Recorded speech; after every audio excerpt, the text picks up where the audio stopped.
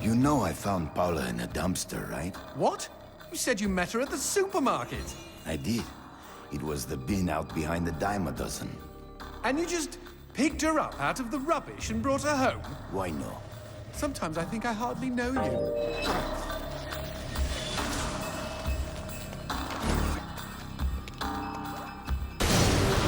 What was that? I don't know, but we've got company, as in lots of. Well, if they pull up a chair, I would be happy to beat them with it.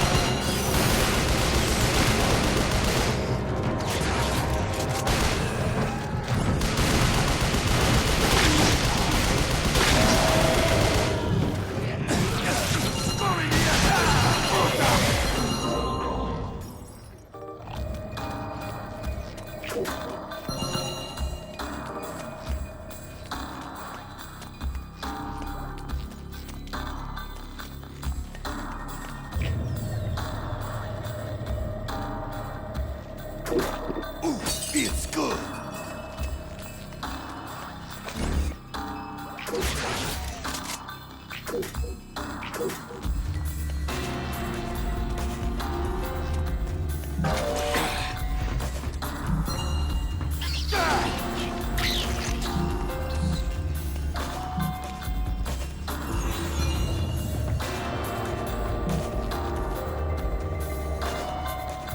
The man who never had his fill. It was a cold and snowy eve. Certainly no night for a man without a home to be walking these grey and endless streets. Inside the pizza parlour, George Reed spun a lively tune on his harmonica. The local children giggled and pointed excited harmonica man as their parents glowed with approval. His reward would be all the pizza he could eat, 6 pies at least, and a warm bed in one of these folks' homes. He knew they were good for it. But when he tucked in for the night, George had not had his fill. As the years and calories stacked up, most men would have got older and fatter. Yet for all he consumed, George only got thinner as he washed from town to town. Tapeworm. Tonight he plied his trade with some grannies and orderlies in a nursing home. Hoo-ah-ha! His harmonica filled the room with joy. After devouring 3 helpings of pork chops and mashed potatoes, he eyed the plate of the old woman next to him. Juice dribbled down his chin. "Go ahead, Georgie," she said. "You're such a good boy. You shouldn't have to starve." But George had not had his fill. Early the next morning, he was already on the freeway with his thumb in the air. "Where are you headed?" said the man in the truck. "Nowhere," said George. "Anywhere." It was a new decade, and tonight George played to an all but empty bar in the city. He had lost a lot of weight. Afterwards, the only woman in the joint took the stool next to him and asked him his name. The bartender leaned over the counter. "You don't know this guy, Mary. George is famous, been all over the tri-state area." With a wink, he added, "Man's insatiable." And that night, George proved it as he buried his face in Mary's beaver. Holy woodland creatures! Attaboy, George! Attaboy, George! "Play that harmonica," she purred. But even after 5 trips to heaven and back, he had not had his fill. The morning after was an awkward affair as they stared at each other over coffee. One wanted to feel more, the other just wanted to feel. In his final days, George was all skin and bones. I can relate, except for the skin part. His last meal had been a mistake. It was on a sidewalk one night in a small suburban town that he came across the boy. Hungrily, and with an agonized grimace, he opened his mouth to beg for help.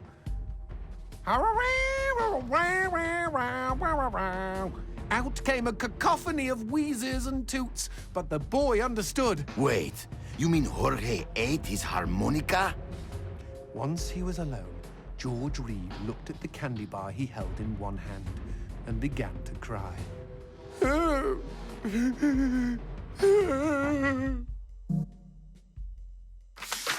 They found George's half-eaten body in a market next town over.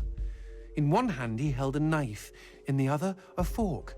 Chunks of flesh had been torn from his chest and his arms. Blood framed an eerie smile.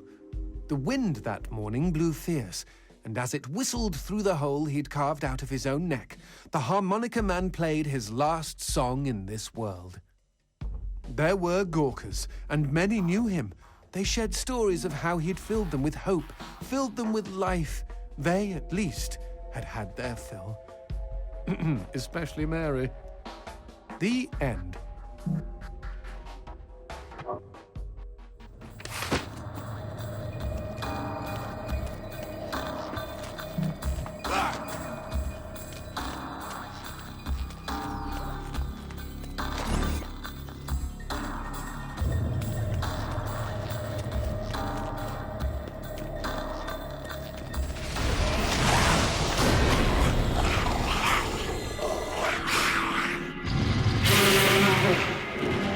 That cheeky imp!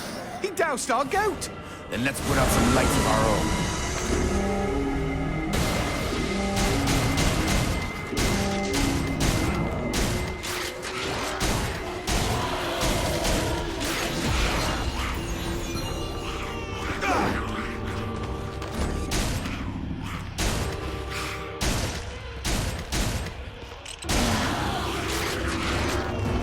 Would you kindly bust a cap in those mother fudges before they douse the lights?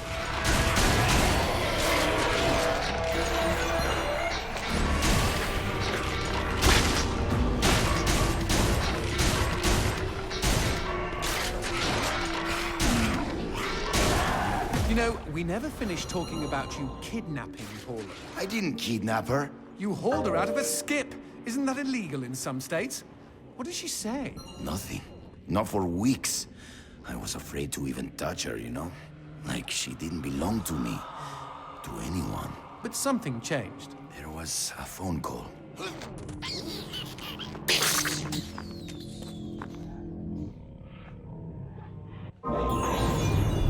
Speaking of phones, put that on hold, G. We've got company.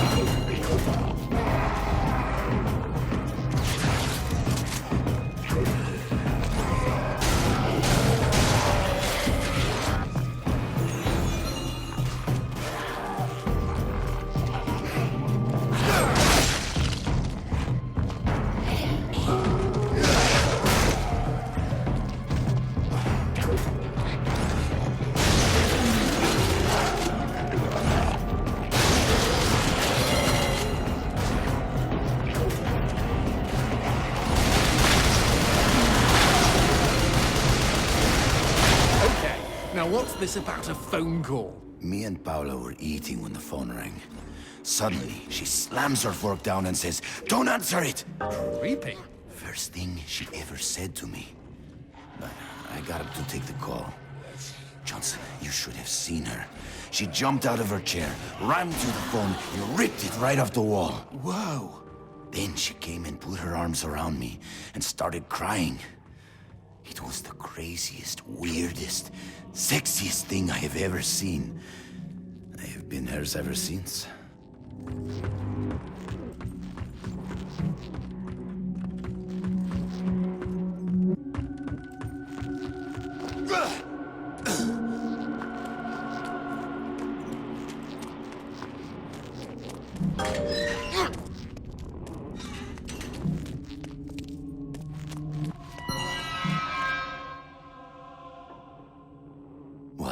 demons don't like teeth? The gun laws here are very strict. Haven't you wondered why they don't shoot back? You and I are violating almost every rule in the book. Heck, I'm practically made of teeth.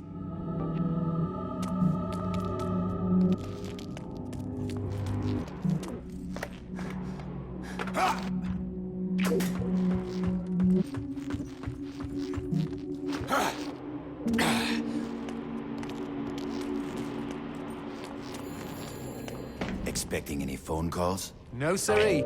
Maybe it's from Paula. Or at least someone with answers.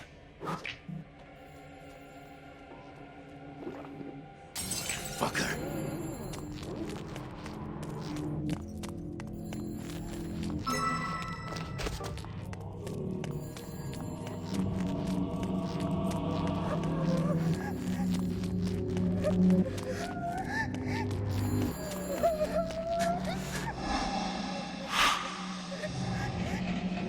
Dios mío. Paula, is that you? When will this fucking torture end? Ah!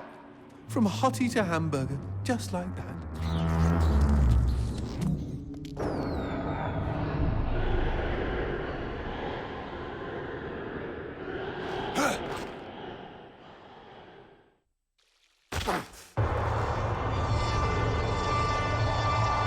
Fireworks! We could use these to chase away the darkness, at least in short bursts.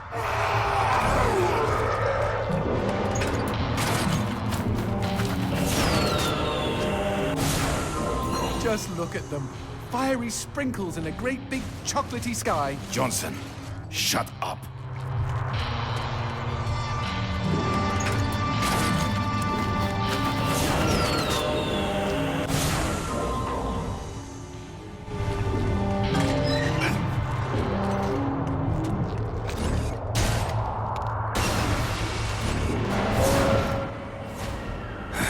Magnifico.